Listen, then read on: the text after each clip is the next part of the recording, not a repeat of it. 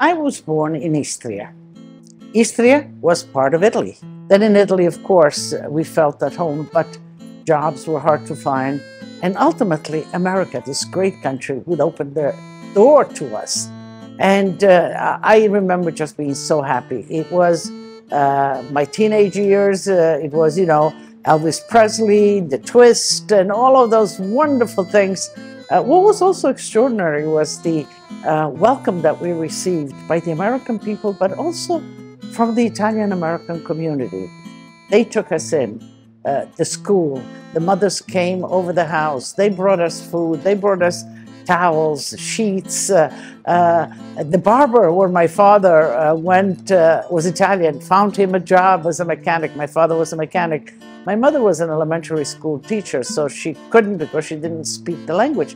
But the Italian-American women found her a job as a seamstress. The Italian community was extraordinary in helping us, getting us on our feet, getting the kids to school, and moving on with life. What was really moving was that the tradition, the meals, cooking together, the Sunday meal, the Sunday sauce, that was still being practiced here. So I kind of felt at home. So cooking was a way that I really enjoyed interacting with my grandmother, with my mother. And when we came here as immigrants, cooking was really very important because having left grandma behind, cooking the meals and the food that she made and the aroma of what she made brought her there with us. She was there with the smell, with the aroma. So cooking was very important to me, to my mother. My mother then eventually began working even overtime and late, and I was left with cooking the meal for the family. She would leave the ingredients and that, and do this, do that, 10 minutes, add the beans, add this. I was accomplishing something. I was doing something for the family. And I ended up working in Walken's Bakery, which we were very close. Walken's Bakery, Christopher Walken, that's his parents. So I started working there as a sales girl on weekends. And so my introduction to food and cooking somehow was organic. It wasn't a planned thing. I met my husband, who was also an immigrant, and he was in the restaurant business. The restaurants that were really successful were Italian-American restaurants.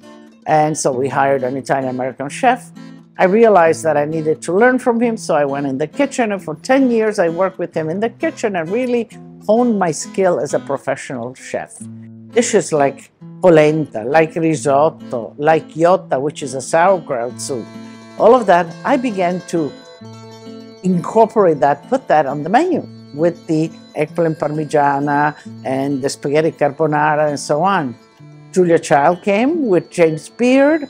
Ultimately, she loved the risotto. She wanted to learn. She asked me to be on her show. Ultimately, the producer says, Lydia, you're pretty good. How about a show of your own? And that's how I got involved.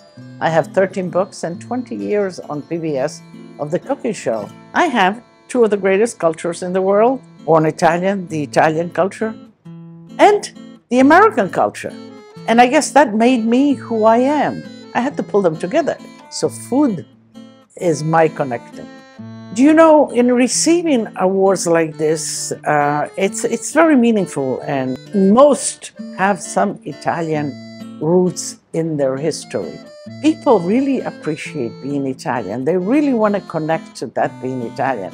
You know, I'm really, in a way, humbled by this award because I was given opportunities. To think, I would be honored for something that I love doing that gave me so much.